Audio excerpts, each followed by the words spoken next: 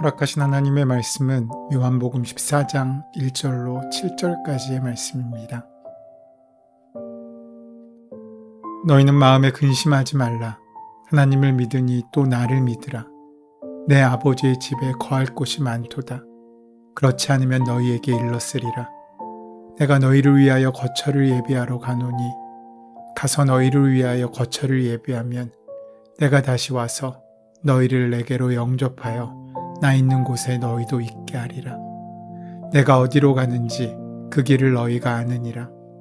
도마가 이르되 주여 주께서 어디로 가시는지 우리가 알지 못하거늘 그 길을 어찌 알겠사옵나이까. 예수께서 이르시되 내가 곧 길이요 진리요 생명이니 나로 말미암지 않고는 아버지께로 올 자가 없느니라. 너희가 나를 알았더라면 내 아버지도 알았으리로다. 이제부터는 너희가 그를 알았고 또 보았느니라. 예수님의 공생의 사역의 마지막 곧 죽음에 나서는 길목에서 예수님은 마지막 그 유언 같은 고별 메시지를 제자들에게 전하십니다. 이 말씀은 13장부터 시작되어 14장에서도 계속 이어지고 있습니다. 요한복음 13장에서 우리는 이해할 수 없는 상황 앞에 놓여 있었습니다. 주님께서는 어떻게 제자 가운데 한 사람이 당신을 팔아넘길 것을 아시면서도 그들의 발을 닦아주실 수 있었을까? 주님이 유다의 발을 닦아주기를 거절했다는 말이 없는 것을 보면 틀림없이 그의 발도 닦아주셨을 것입니다. 그 유다의 발을 닦으시면서 주님은 어떤 생각을 하셨겠습니까? 어쩌면 기도를 하셨을지도 모르겠습니다. 주님께서는 간절히 끝까지 그가 돌이키기를 기도하고 소원하셨습니다. 정말로 형언할 수 없는 크신 사랑입니다. 증오와 배신으로도 사라지게 할 수 없는 사랑입니다. 주님은 베드로가 당신을 3번이나 모른다고 할 것을 아시면서도 그에게 사랑으로 응대해 주셨습니다. 이러한 모든 생각이 가능한 것은 13장 1절 말씀 때문입니다. 6월절 전에 예수께서는 자기가 이 세상을 떠나서 아버지께로 가야 할 때가 된 것을 아시고 세상에 있는 자기의 사람들을 사랑하시되 끝까지 사랑하셨다. 여기에 나오는 끝이라는 단어는 헬라어로 텔로스입니다. 이 텔로스라는 단어는 피니쉬라는 의미보다는 컴플리트라는 의미가 더 큽니다. 즉 목적의 완수를 뜻하는 단어라는 것입니다. 끝끝내 사랑을 포기하지 않고 그 사랑을 이루시는 것이 주님의 소명인 것입니다. 주님은 일찍이 나를 보내신 분의 뜻은 내게 주신 사람을 내가 한 사람도 잃어버리지 않고 마지막 날에 모두 살리는 일이라고 말씀하셨습니다. 이 거룩한 사명이 주님을 미움으로 몰아가지 않게 만드신 것입니다.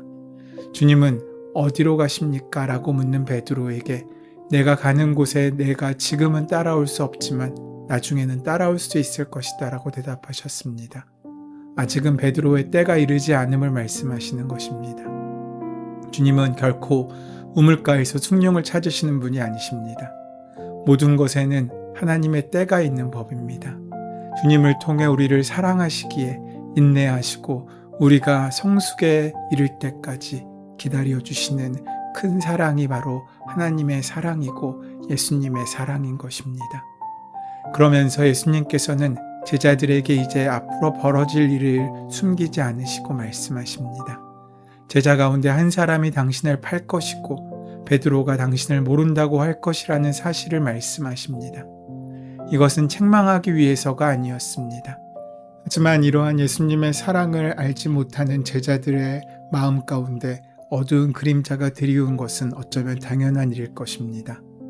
자신의 죽음을 앞에 두신 예수님께서는 이제 자신의 생애와 사역의 의미를 요약하시면서 당신께서 하나님께로 떠나는 것이 제자들에게 유익함을 설명하십니다. 요한은 오늘 본문 말씀인 14장에서 떠나심과 다시 오심에 대한 말씀을 기록함으로써 예수님의 떠나심으로 인해 제자들은 슬픔에 젖어 낙심해야 하는 것이 아니라 도리어 기쁨 속에서 살아야 할 것임을 말하고 있는 것입니다. 예수님을 따르기 위해 자신들의 삶을 바쳤던 제자들, 그들은 예수님께서 떠나신다는 말씀으로 인해 충격과 절망에 빠져들 것이었습니다. 따라서 예수님께서는 제자들을 미리 준비시키고자 이 고별 메시지를 전달하고 있으신 것입니다. 요한복음 13장 36절로 38절까지 말씀에서 예수님께서는 베드로를 향해 부정적인 말씀을 하셨습니다. 이로 인해 베드로뿐만 아니라 다른 제자들까지도 모두 심리적으로 위축되었을 것입니다. 이런 제자들에게 마지막 만찬은 위로와 당부의 자리였습니다. 제자들은 그들이 따라갈 수 없는 곳으로 곧 떠나실 것이라는 예수님 말씀에 불안해합니다. 또한 누가 배신자인지 서로를 의심에 찬 눈으로 바라보았을 것입니다. 그러나 주님께서는 오히려 그런 그들을 위로하십니다. 그러면서 자신들의 운명에 대해 의구심을 갖고 근심에 쌓여있을 제자들을 향해 격려의 메시지를 전하십니다. 너희는 마음에 근심하지 말아라. 하나님을 믿고 또 나를 믿어라. 내 아버지의 집에는 있을 곳이 많다. 그렇지 않다면 내가 너희가 있을 곳을 마련하러 간다고 너희에게 말하겠느냐. 나는 너희가 있을 곳을 마련하러 간다. 내가 가서 너희가 있을 곳을 마련하면 다시 와서 너희를 나에게로 데려다가 내가 있는 곳에 너희도 함께 있게 하겠다. 너희는 내가 어디로 가는지 그 길을 알고 있다. 오늘 본문인 14장의 초반부 말씀의 핵심 주제를 꼽는다면 근심하지 말라일 것입니다. 주님은 근심하지 말라고 제자들에게 말씀하십니다. 근심의 뿌리는 불확실함입니다. 제자들의 마음에 근심이 일어나는 것은 임박해 오는 예수님의 죽음, 곧 예수님의 떠나심이었습니다. 어떤 일이 벌어질지 모르기에 근심스러운 것이라는 말입니다. 제자들은 예수님께서 떠나시면 이 땅에 자신들만 남아있다고 불안해할 수 있었지만 예수님의 떠나심에는 분명한 목적이 있었습니다. 주님께서는 근심하지 말라고 하실 뿐만 아니라 스스로 근심하지도 않으셨습니다. 어떤 일이 벌어질지 이미 꿰뚫어 보고 있으셨고 또 그것을 회피할 생각도 없으셨기 때문입니다. 주님께서 근심하지 않을 수 있었던 것은 하나님을 신뢰하였기 때문입니다. 믿음은 주저없이 나를 맡기는 것입니다. 아버지의 뜻이라면 무엇이나 받아들이겠다고는 용기입니다. 그렇기에 위험 앞에서도 흔들리지 않는 것입니다. 하나님의 마음에 단단히 스스로를 붙들어맨 사람은 이처럼 당당할 수밖에 없습니다. 사막의 건조함이 모든 것을 말려버리듯이 그는 모든 감상과 자기 연민을 내려놓고 오직 하나님의 뜻만 받드는 사람이 되었던 것입니다. 사막에 자라는 식물이 살아남는 방법은 이곳저곳으로 햇빛을 피하여 도망치는 것이 아니라 오히려 그 햇빛의 한가운데 당당히 서서 그 뿌리를 더욱더 깊숙이 내려 샘의 근원에 그 뿌리를 닿게 할 때입니다. 그때 사막의 건조함과 햇빛의 뜨거움 사이에서도 열매를 맺는 귀한 은혜를 누릴 수 있게 되는 것입니다. 초기 기독교인들의 별명 가운데 하나가 근심하지 않는 자였습니다. 상황이 좋아서가 아닙니다. 그들이 온전히 하나님 안에 그 믿음의 뿌리를 내리고 있었기 때문입니다. 그러하기에 세상의 환난과 어려움도 그들의 마음의 평안함을 빼앗아갈 수 없었던 것입니다. 오늘 본문 2절과 3절에서는 예수님께서 왜 떠나시는지 그 목적을 알려주십니다. 내 아버지의 집에 거할 것이 많도다. 그렇지 않으면 너희에게 일렀으리라. 내가 너희를 위하여 거처를 예비하러 가노니 가서 너희를 위하여 거처를 예비하면 내가 다시 와서 너희를 내게로 영접하여 나 있는 곳에 너희도 있게 하리라. 예수님께서는 제자들의 불안한 마음을 다독여 주십니다. 그러시면서 가시는 이유가 바로 우리의 거할 곳을 예비하시기 위해서라고 분명히 말씀하십니다. 먼저 떠나가신 예수님께서는 우리를 위한 아버지의 집을 예비하실 것입니다. 예수님께서는 떠나시며 제자들을 위한 거처를 마련하신다고 말씀하셨습니다. 그것은 일시적인 거처가 아니라 주님을 믿는 이들이 주님과 함께 영원히 살 곳입니다. 예수님은 아버지의 집이라고 하시며 천국이 하나님 아버지가 다스리시는 곳임을 분명히 말씀하십니다. 이 말씀을 하신 이유는 아마도 제자들을 홀로 남기고 떠나시는 마음에서 하신 말씀이 아닌가 싶습니다. 스승이 보이지 않으면 두려워하고 염려할까봐 하시는 말씀입니다. 좀 더 포괄적인 의미를 보면 언제나 염려와 근심을 달고 사는 우리를 향해 하시는 말씀이기도 합니다. 그런데 여기서 우리가 따져봐야 할 대목이 있습니다.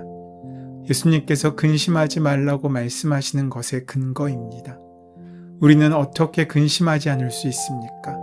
걱정하지 말라고 해서 걱정이 안 된다면 정말 걱정 없는 인생을 살 수 있을 것입니다. 하지만 걱정과 근심은 우리가 마음 먹는다고 되는 일이 아닙니다. 불안한 미래와 어찌 될지 모르는 보이지 않는 내일 때문에 걱정과 근심은 결코 사라지지 않습니다. 내일 일을 우리가 알 수 없기 때문입니다. 그래서 그런지 필립은 예수님께 눈으로 보여달라고 말하기까지 합니다. 이런 우리에게 예수님께서는 하나님을 믿고 또 나를 믿으라고 말씀하십니다. 믿는다라는 말이 무슨 의미입니까? 무엇을 믿으라는 말씀입니까? 여러분은 하나님의 무엇을 믿으십니까? 우린 이렇게 말합니다. 하나님의 하나님 되심을 믿는다라고 말입니다. 하나님의 하나님 되심은 무엇이겠습니까? 하나님이 나의 하나님이 되신다는 말은 어떤 의미를 갖고 있습니까? 4절에는 이런 말씀이 나옵니다. 너희는 내가 어디로 가는지 그 길을 알고 있다. 이 말의 의미가 무엇이겠습니까? 새벽이 지나면 아침이 찾아옵니다. 그러나 아직 창밖은 어둠이 가득합니다. 그런데 우리 가운데 아무도 혹시 내일이 오지 않을까봐 어제 근심하신 분이 있으십니까? 아마 아무도 없을 것입니다. 왜 그렇습니까? 분명히 내일 일인데, 아직 이루어지지 않은 일인데 왜 아무런 근심을 염려를 하지 않으십니까? 이유는 우리가 묻지 않아도 간단히 알 수 있습니다. 내일 아침이 반드시 올 것을 우리는 믿고 알기 때문입니다. 그것이 관습이든 습관이든 상관없습니다. 조금 신앙적인 언어로 말하면 하나님께서 만드신 역사와 세계는 결코 멈추지 않는다는 것을 우리는 알고 있습니다. 하나님을 믿는다는 것은 그 하나님의 역사와 경륜을 믿는 것입니다. 하나님은 우리를 사랑하십니다. 믿으십니까? 하나님께서는 우리에게 가장 좋은 것을 주십니다. 나의 아버지이시기 때문입니다. 그것도 믿으십니까? 하나님은 우리에게 은혜와 복 주시기를 마다하지 않으십니다. 이것도 믿으십니까? 하나님께서 그런 분이시라는 것을 온전히 믿습니까? 만약 이 모든 것을 온전히 믿는다면 우리는 왜 근심합니까? 조금 내 뜻대로 되지 않아도, 마치 날이 흐리고 해가 보이지 않아도, 설령 비가 온다고 할지라도 내일은 내일의 해가 뜨는 것처럼 분명히 가장 좋은 것을 얻게 될 것이기 때문입니다. 왜냐하면 하나님은 나의 하나님이시기 때문입니다. 그것이 하나님을 믿는 것입니다. 하지만 이러한 평안을 얻기에 아직 제자들의 믿음은 부족했습니다.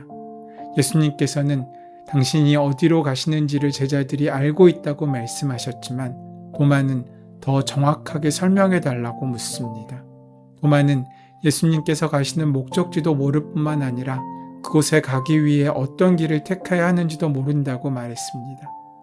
예수님께서 가시는 길은 십자가로 향하는 길이었지만 제자들은 아직까지 알지 못했습니다. 제자들에게는 여전히 불분명한 길이고 모호한 대답이었지만 예수님께서는 요한복음 전체의 신학을 아우르는 가장 중요한 메시지를 선포하십니다. 6절 말씀에 예수께서 이르시되 내가 곧 길이요 진리요 생명이니 나로 말미암지 않고는 아버지께로 올 자가 없느니라. 길과 진리와 생명, 이 세 가지 용어 중에서 강조점은 길에 있습니다. 하늘에 계시는 하나님과 교제를 나누기 위해 나아갈 수 있는 길은 오직 하나님 한 분뿐이시기 때문입니다. 그 어떤 다른 사람이 이러한 일을 대신할 수 없습니다. 예수님만이 당신을 따르는 자들을 예비하신 곳으로 인도하실 수 있는 유일한 분이십니다. 그것은 그분이 진리이시기 때문입니다. 예수님은 하나님의 권위 있는 대리인이요 계시자이시기 때문에 다른 누구와 비교가 안 될 만큼 하나님을 완벽하게 계시하실 수 있습니다. 더구나 예수님은 하나님을 보았습니다. 따라서 예수님만이 하나님의 계시자로서의 역할을 가장 잘 감당할 수 있으신 것입니다. 그리고 이 예수님을 따르는 사람들, 곧 예수님이라는 길을 통해 하나님께로 나아가는 사람들은 영원한 생명을 얻게 될 것입니다.